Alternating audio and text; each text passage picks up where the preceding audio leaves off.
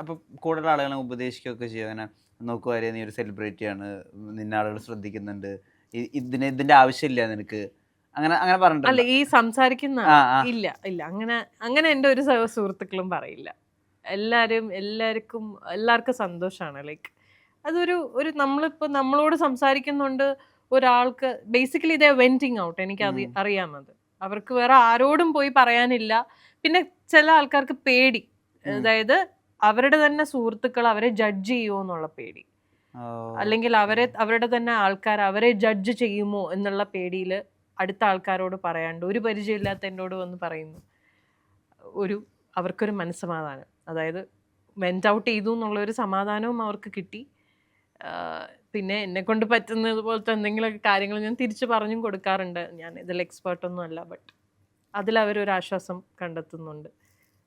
അപ്പം അതൊരു നല്ല കാര്യമല്ലേ, അതൊരു നല്ല കാര്യമായിട്ടാണ് എനിക്ക് തോന്നണേ. അപ്പം എൻ്റെ ഫ്രണ്ട്സും അതിനെ സപ്പോർട്ട് ചെയ്യുക ചെയ്തിട്ട്, അവർക്കൊന്നും അറിയില്ല ശരിക്കും ഞാനിങ്ങനെ ആൾക്കാരോട് സംസാരിക്കുന്നുണ്ടെന്ന്. ഞാനത് ആരോടും ഡിസ്കസ് ചെയ്യാറില്ല. I don't discuss it with people. ഭയങ്കര ഇഷ്ടമായി നിങ്ങളെ. പ്രോബ്ലി ആദ്യമായിട്ട് ഒരു സെലിബ്രിറ്റി ഇങ്ങനെയൊക്കെ ചെയ്യണ കാര്യം ഞാൻ അല്ല, ഇങ്ങനെ ചെയ്യണ കുറെ ഉണ്ടാവും, ഡെഫിനറ്റ്ലി ഉണ്ടാവും. പിന്നെ ഈ പറയണ പോലെ ഞാൻ ഈ ലൈസൻസ് ഇല്ലാണ്ട് എല്ലാം വിളിച്ചു പോകണമായതുകൊണ്ട് ഇപ്പൊ നിങ്ങൾ അറിഞ്ഞു എന്നുള്ളതാ സത്യം. ചെയ്യുന്ന ഒത്തിരിയും പേരുണ്ടാവണം. ഇപ്പൊ നമ്മുടെ ഫോർ എക്സാമ്പിൾ ഞാൻ പറയാം, നമ്മുടെ അശ്വതി ചേച്ചി, Ashwathi Sreekanth, she's a professional in this. ചേച്ചിയുടെ ഇപ്പൊ ബ്രാൻഡ് തന്നെ ഉണ്ട്, ബിക്കമിങ് പറഞ്ഞിട്ട്. ചേച്ചി അതൊരു വളരെ ഒരു പോസിറ്റീവ് ഇനിഷ്യേറ്റീവായിട്ട് തുടങ്ങിയിരിക്കുന്ന ഒരു സംരംഭം കൂടിയാണ്. Like wear people can get help. ഇതുപോലെ എന്തെങ്കിലുമൊക്കെ ഡിപ്രഷൻ ആയാലും അല്ലെങ്കിൽ ഇതുപോലെ എന്തെങ്കിലുമൊക്കെ ട്രോമയിലുള്ള ആൾക്കാരാണെങ്കിൽ എന്ത് ഹെൽപ്പ് വേണമെങ്കിലും ദർ ഓൾവേസ് ദർ. അപ്പം അതൊക്കെ എനിക്ക് ചേച്ചിയുടെ ഭയങ്കര ഒരു പോസിറ്റീവ്. ഇതുപോലെ ചെയ്യുന്ന കുറേ പേരുണ്ട്. ഫിലിംസ് അതിൻ്റെ നമ്മളൊന്ന് ടേസ്റ്റ് ചെയ്തല്ലോ ആ സാധനം, പിന്നെ അത് കിട്ടുന്നില്ല, അല്ലെങ്കിൽ അത് ഭയങ്കര ഒരു ഓണായിട്ട് പടങ്ങൾ വരുന്നില്ല, എപ്പോഴെങ്കിലും അത് ബോധർ ചെയ്തിട്ടുണ്ട്? എനിക്ക് ഭയങ്കര വിഷമാണ്. ഞാൻ എപ്പോഴും വിചാരിക്കും ഇതെന്താ നമ്മളൊന്നും ആരും ഇങ്ങനെ തന്നെ വിചാരിക്കും, നമ്മളൊന്നും ആരും വിളിക്കാത്ത എന്താന്ന് എപ്പോഴും വിചാരിക്കും. പിന്നെ ഞാൻ മനസ്സിലാക്കിയെടുത്തോളം ഈ ഇൻഡസ്ട്രിയിൽ ശരിക്കും പറഞ്ഞാൽ ടാലന്റിനെക്കാളും ഒക്കെ പ്രയോറിറ്റി ഉള്ള കോണ്ടാക്ട്സ്, സൗഹൃദങ്ങൾ. ഇന്നത്തെ ഒരു സിനിമയുടെ ഒരു മൊത്തത്തിലൊരു സെനാറിയോ നോക്കിയാൽ അങ്ങനെയാണ്. കൂടുതലും സൗഹൃദ വലയങ്ങളിൽ ഉണ്ടാകുന്ന സിനിമകളാണ് ഇന്ന് കൂടുതലും. എപ്പോഴും ശ്രദ്ധിച്ചാൽ അറിയാം. പ്രത്യേകിച്ച് ഇപ്പൊ വരുന്ന നല്ല നല്ല ഹിറ്റ് സിനിമകളൊക്കെ എടുത്ത് നോക്കിക്കഴിഞ്ഞാൽ പ്രിറ്റി മച്ച് സെയിം ടീം ആയിരിക്കും, അല്ലെങ്കിൽ നമുക്ക് തന്നെ അറിയാമായിരിക്കും ഇവര് സുഹൃത്തുക്കളാണ് വളരെ ഒന്നിച്ച് ഹാങ് ഔട്ട് ചെയ്യുന്ന, അല്ലെങ്കിൽ അവരുടെ ഒരു കംഫർട്ട്. അത് നമ്മൾ തെറ്റ് പറയുന്നില്ല, അവരുടെ ഒരു കംഫർട്ട് സോൺ ആയിരിക്കാം, അല്ലെങ്കിൽ ആ സിനിമയുടെ കഥ ആദ്യം തൊട്ടേ ഇവരോട് പറഞ്ഞ അങ്ങനെയൊക്കെ ആയിരിക്കാം, അതായിരിക്കാം. അപ്പം ഞാൻ ബേസിക്കലി അങ്ങനെയുള്ള ഒരു സൗഹൃദ വലയത്തിലെയും ഒരംഗമല്ല. എനിക്ക് സിനിമയിൽ സുഹൃത്തുക്കളുണ്ട്, ഇല്ല എന്നല്ല, വളരെ നല്ല സുഹൃത്തുക്കൾ കുറേ പേരുണ്ട്. അതൊക്കെ ബഡായി ബംഗ്ലാവ് വഴി കിട്ടിയ കുറേ നല്ല സുഹൃത്തുക്കളൊക്കെ ഉണ്ട്.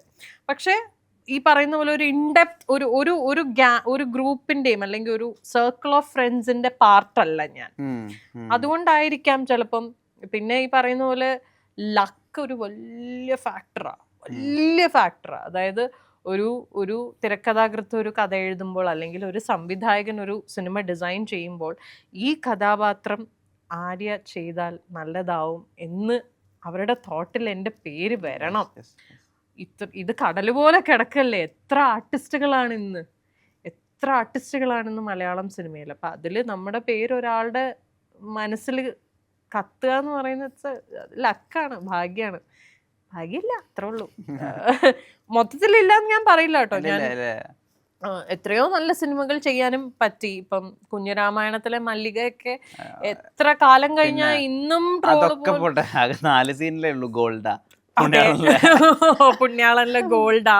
അതെ, അതൊക്കെ ചെയ്ത ക്യാരക്ടേഴ്സ് ഒക്കെ ഈ പറഞ്ഞ പോലെ ശരിക്കും ഗോൾഡ് എത്രയോ പേരുണ്ടെന്നറിയാം. അതെ, അത് വളരെ ശരിയാ. ഗോൾഡൻ അത് ചെയ്യുമ്പോ തന്നെ എനിക്ക് അറിയാമായിരുന്നു. അത് ഇതുപോലത്തെ എത്ര റിപ്പോർട്ടേഴ്സിനെ ഗോൾഡ് ആക്ച്വലി അവരത്ര മോശത്തിലൊന്നല്ല, അവർക്ക് ആ അവസ്ഥയിൽ അത് കറക്റ്റ് കിട്ടാൻ വേണ്ടി ചെയ്യണതാ. എക്സാക്ട്ലി. അപ്പൊ അതാ പറഞ്ഞത്. അപ്പൊ ചെയ്ത ക്യാരക്ടേഴ്സ് ഒക്കെ ഈ പറഞ്ഞ പോലെ എനിക്ക് വളരെ ഇഷ്ടമുള്ള ക്യാരക്ടർ, പ്രിയപ്പെട്ട ക്യാരക്ടേഴ്സാണ്. ഒന്നും ഞാൻ മനസ്സില്ലാ മനസ്സോടെ ചെയ്ത ഒന്നുമില്ല. എല്ലാ ക്യാരക്ടേഴ്സും പിന്നെ എല്ലാം എവിടെയെങ്കിലുമൊക്കെ ഒരു നോട്ടിസബിൾ ക്യാരക്ടേഴ്സ് ആണ്. എന്തൊക്കെ പറഞ്ഞാലും എല്ലാ ക്യാരക്ടറും അതെ. ഇപ്പൊ തോപ്പിൽ ജോപ്പ് എന്ന് പറഞ്ഞ സിനിമയില് ഒരേ ഒരു സീൻ ഞാൻ ചെയ്ത ആ സീനിൽ വേറെ ആർക്ക് വേണോ അഭിനയിക്കാനും സത്യം പറയാലോ. പക്ഷെ എന്തോ ഭാഗ്യത്തിന് അതില് കാസ്റ്റ് ചെയ്ത് തന്നെയാ. അത് മമ്മൂക്കയുടെ ഓപ്പോസിറ്റ് ആ ഒരു സീൻ, അതൊരു കോമഡി സീൻ ആയതുകൊണ്ട് അത് വൈറലുമായി. ആ സീൻ എത്രയോ ആൾക്കാർ കണ്ടിരിക്കുന്നു ആ ഒരു ക്ലിപ്പ് മാത്രമായിട്ട്. സോ അതൊക്കെ അതും ഭാഗ്യമാണ്. അതൊരു ഭാഗ്യമായിട്ടാണ് ഞാൻ കാണുന്നത്. ഇപ്പം ലാസ്റ്റ് ഞാനിപ്പോ ചെയ്തത് ഐഡന്റിറ്റി എന്ന് പറഞ്ഞ പടമാണ്. ടൊവിനോ പിന്നെ തൃഷ, അവർ രണ്ടുപേരുമാണ് ലീഡ് ക്യാരക്ടേഴ്സിൽ വരുന്നത്. അതില് ഈ പറയുന്ന പോലെ ആദ്യം അഖിലേട്ടൻ എന്നെ വിളിക്കുമ്പോ ആദ്യമേ പറഞ്ഞിട്ടുണ്ടായിരുന്നു, നീ ഇത്രയും കാലം ചെയ്ത പോലത്തെ ഒരു ക്യാരക്ടറേ അല്ല കേട്ടോ ആര്യ. ബഡായി ബംഗ്ലാവിലെ ആര്യനെ അല്ല എനിക്ക് വേണ്ടത്. അതുമായിട്ട് ഒരു ബന്ധമില്ല. ഭയങ്കര ഡിഫറെൻ്റ് ആയിട്ട് സീരിയസ് ആൻഡ് ഇമോഷണൽ ആയിട്ടുള്ള ഒരു ക്യാരക്ടറാണ് ഇതിൽ ചെയ്തിരിക്കുന്നത്. ആൻഡ് എനിക്ക് കിട്ടിയ ഒരു വലിയ ഒരു അപ്രിസിയേഷൻ എന്ന് പറഞ്ഞാൽ, ഈ പടം ഞാൻ ചെയ്ത് കഴിഞ്ഞിട്ട് എന്നെ അഖിലേട്ടൻ പേഴ്സണലി വിളിച്ചിട്ട് പറഞ്ഞു, ചിലപ്പോൾ ഈ ഒരു സിനിമ ഇറങ്ങി കഴിഞ്ഞിട്ട് നിന്റെ അതിലൊരു സീനുണ്ട്, കുറച്ച് ഇമോഷണൽ സീനാണ്. ആ ഒരു സീൻ കണ്ടു കഴിഞ്ഞിട്ട് Arya, people will realise that Arya ബഡായിക്ക് കോമഡി മാത്രമല്ല, നിനക്കെല്ലാം എന്ത് ക്യാരക്ടറും നിനക്ക് വഴങ്ങും, എല്ലാ ക്യാരക്ടറും നിന്റെ കയ്യിൽ സേഫ് ആണ് എന്നുള്ളത് മേ ബി ആൾക്കാർ റിയലൈസ് ചെയ്യണം. ബിക്കോസ് ഞാൻ ഒട്ടും പ്രതീക്ഷിച്ചില്ല ആര്യയുടെ അടുത്ത് നിന്ന് ഇങ്ങനെ ഒരു പെർഫോമൻസ്. ഞാൻ പ്രതീക്ഷിച്ചില്ല. I was very happy. So ഞാനിത് ഇപ്പോഴും ഓർത്ത് വെക്കാനുള്ള റീസൺ അതാണ്. ബിക്കോസ് വളരെ ചുരുക്കം ആൾക്കാരല്ലേ നമ്മൾ ചെയ്ത ഒരു പെർഫോമൻസ് അങ്ങനെ അപ്രിഷിയേറ്റ് ചെയ്യും, പേഴ്സണലി വിളിച്ച് അപ്രിഷിയേറ്റ് ചെയ്യുക എന്ന് പറയുന്നത് ഇറ്റ്സ് എ ഹ്യൂജ് തിങ്. അതൊരു ഡയറക്ടറിൻ്റെ സൈഡിൽ നിന്ന് വരുമ്പോൾ അത് എന്നെപ്പോലെ ഒരു ആർട്ടിസ്റ്റിന് അത് ഭയങ്കര ഒരു വലിയ കാര്യമാണ്. അപ്പോൾ അതൊക്കെ എനിക്ക് ഭയങ്കര സ്പെഷ്യലാണ്. ഫുഡിയാണോ? ആണ്. ഇടയ്ക്കൊക്കെ വിചാരിക്കും ഭയങ്കര ഡയറ്റ് ഒക്കെ ചെയ്യണം എന്നൊക്കെ വിചാരിക്കും. പക്ഷെ ഇല്ല, എന്റെ കയ്യിൽ നിന്ന് പോകും. ഷുഗർ കട്ടൊക്കെ ആയിരുന്നു ഞാൻ. ഒരു 1 month ഒക്കെ ഭയങ്കര ഷുഗർ കട്ടായിരുന്നു. അത് കഴിഞ്ഞ് ഇപ്പൊ ഞാൻ വീണ്ടും നല്ല സൂപ്പറായിട്ട് മധുരം കഴിക്കാൻ തുടങ്ങി. അപ്പോൾ എന്റെ വീട്ടിലൊക്കെ കളിയാക്കും, വലിയ ഷുഗർ കട്ട് ഡയറ്റുകാരിയാണ്, ഇത് കഴിക്കണണ്ടില്ലേ. അത് തന്നെ മൂഡ് പോലെ ഇരിക്കും. ചിലപ്പോ ഇങ്ങനെ ഇപ്പൊ ഞാൻ വിചാരിക്കാം നാളെ തൊട്ട് ഷുഗർ കട്ട് ഡയറ്റ് എന്ന് വിചാരിച്ച് ഞാൻ ചെയ്യും. പക്ഷെ വിചാരിക്കണം. ഫിറ്റ്നസ് ഒന്നും നോക്കണ ആളല്ല സത്യം. ഒന്നും എന്താ അവർ ഗ്ലാസ് ആരെ കാണിക്കാനാ? അല്ല ഇപ്പൊ സത്യം പറയണ, ഇപ്പൊ എല്ലാരും കളിയാക്കുന്നത്. ഇപ്പൊ ഞാൻ ഡയറ്റ് ഒക്കെ ചെയ്യുമ്പോഴേ വീട്ടിൽ നിന്ന് ചോദിക്കും, വല്ല പരിപാടിയും ചെയ്യണ്ട, ഒന്നും ഇല്ലല്ലോ, ചുമ്മാ വീട്ടിൽ ഇരിക്കാനല്ലേ, ഒരു ഫിറ്റ്നസ് നോക്കണ്ടെന്ന് പറയും. അല്ലേ? അപ്പൊ ഞാനൊരു ശരിയാണല്ലോ, ഇതിപ്പോ ആരെ കാണിക്കാനാ. ഇപ്പൊ നമ്മള് on screen regularly TV show ഒക്കെ ചെയ്തോണ്ടിരിക്കുമ്പോ നമ്മൾ വിചാരിക്കും, അയ്യോ മറ്റേ എല്ലാ ടൈപ്പ് ഡ്രസ്സൊക്കെ ഇടണം, അപ്പം ക്യാമറയിലൊക്കെ നല്ല ഫിഗറൊക്കെ സൂപ്പർ ആയിട്ടിരിക്കണം. ഇപ്പൊ എന്ത് ആരെ കാണിക്കാൻ? ആകപ്പാടെ വരണത് കാഞ്ചീപുരത്തിന്റെ ലൈവിലാ ഡെയിലി. അത് എന്റെ ഇത്രേ കാണുള്ളൂ.